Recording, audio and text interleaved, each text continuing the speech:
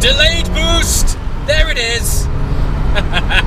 There's nothing quite like a bit of old school boost to add some drama to your drives. First of all, welcome back to the Modern Classics series. I'm so happy that this series has had such a great reception. And now I was thinking to myself, what is it that for me makes these cars so special? So I'm basically going back and covering special cars from the 80s, 90s and early 2000s, and the crux of it for me is actually the stories that surround these cars, and that's why I've chosen to introduce you guys to the Lancia Delta Integrale Final Edition in this episode. We'll get around to why it's called the Final Edition shortly, but first of all, a spot of context as to why this car is so special.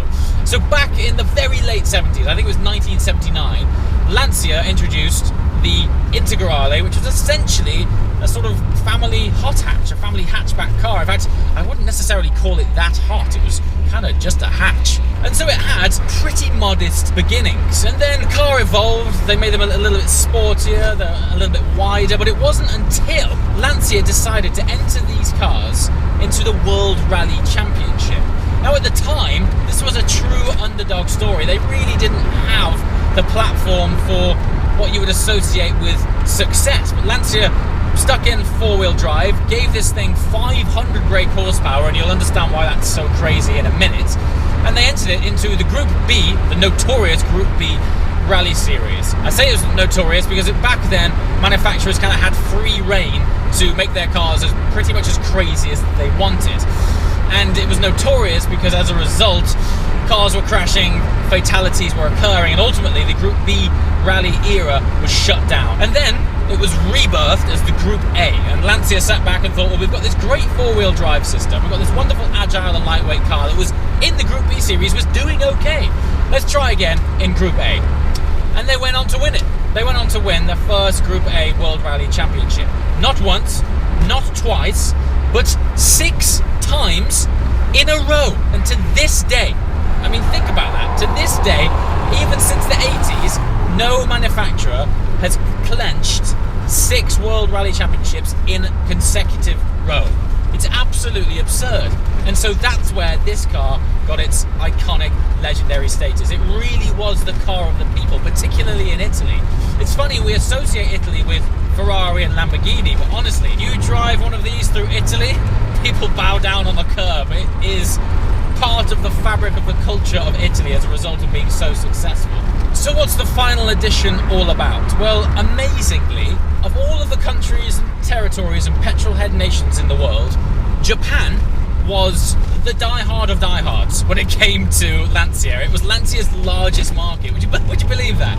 And so when the Integrale was coming to the end of its run, Lancia awarded Japan the Final Edition run of cars. Now, the Evo 2 that came before this had a mere 215 brake horsepower. And I'm saying this because it sets some context as to just the jump in performance that they gave the Final Edition car. This is still running a 2-litre engine, but they increased the power to 250 brake horsepower. Now, even by today's standards, that's a fairly decent jump.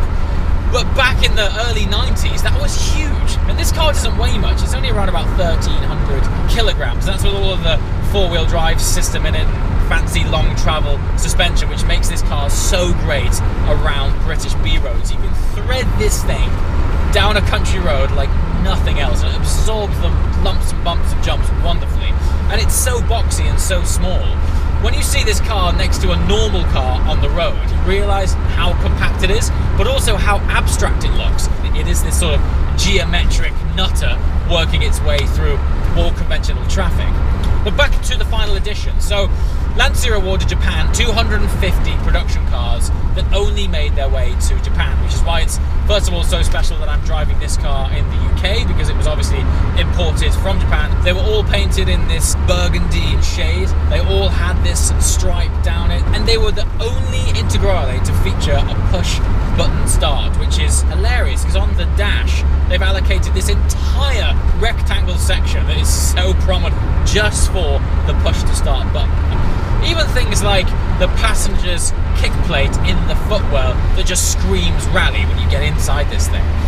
But what's it like to drive? Well, Funnily enough, a few weeks ago I was in a Ferrari F40, and never in a million years did I expect myself to draw parallels between this and a Ferrari F40. But there's two characteristics which remind me of that car, and it's interesting because they're both old school Italian drivers' cars. When you step into it, the first thing is the position of the steering wheel. It has this go-kart-like sort of pitched forward steering wheel that, for me, could do with a spacer in it to just bring it forward up towards your chest a little bit. But other than that, once you've spent 5 minutes in it, you just feel at home. It's got a wonderful driving position. Now, thankfully, unlike the F40, the pedals are fairly straight. They're slightly offset, but no big deal. In the F40, you feel like your accelerator is in the passenger's footwell. And secondly, loads of lag.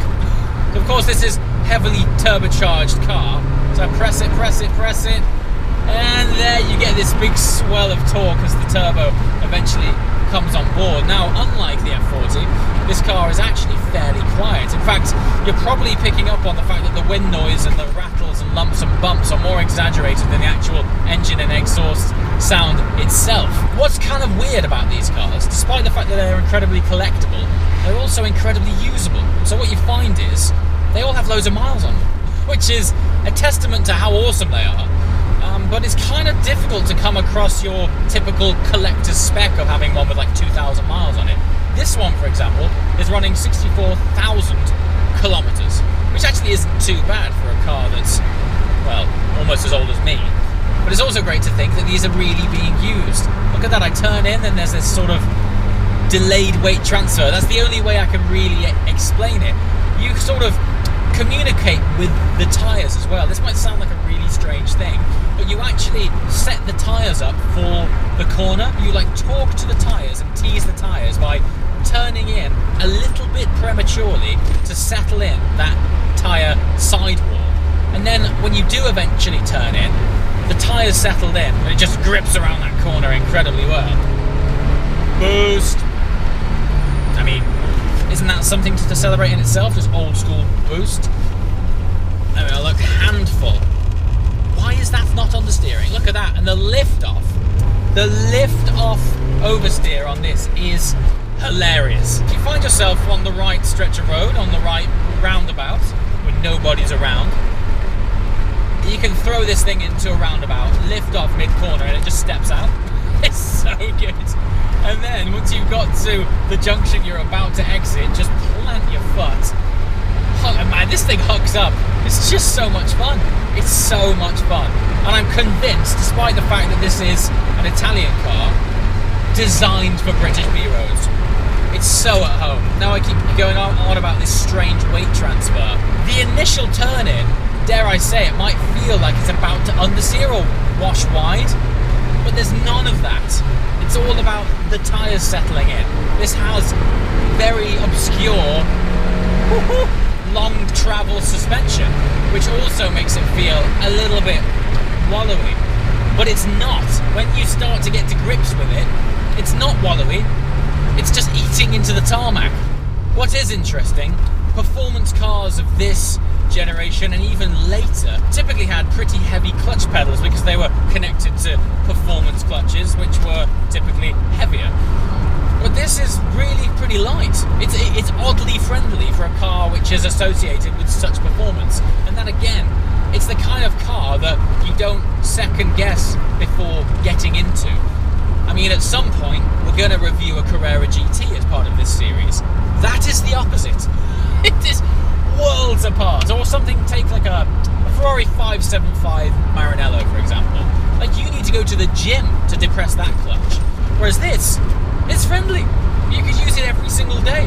And judging by the miles, somebody did. What is great about these older cars is that when you're in them, you feel like you're going for a drive because everything isn't perfect. You know, I step out of this and I'm very much aware that I've just been for a pedal. And it's jiggling around the road and the steering wheel's never really in a straight line. But what does help and what flatters this car is the suspension. On these British B roads, you know, we're in the winter, the road surfaces suck.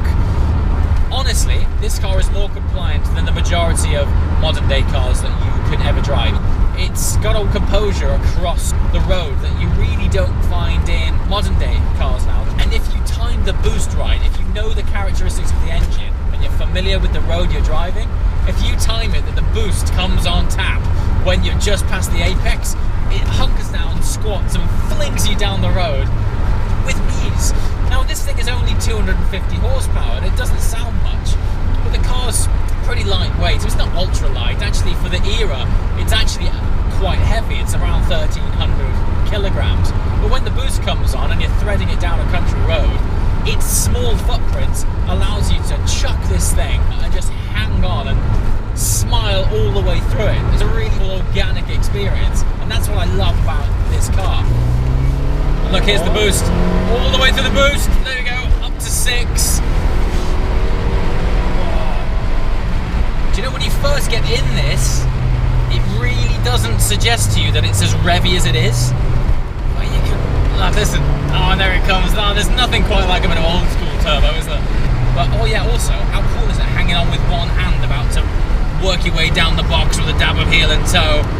I am Juha Kankinen. We are back in the 80s. I just need a massive moustache and we're good to go. Best form of nostalgia ever. We're back, Group A, through the British B roads. What a great feeling. I tell you what, I'm going down here now. You can see why this thing won everything. I mean, this thing's good now. Imagine what it was like when they were going down those rally stages with this. It must have been absolutely bonkers.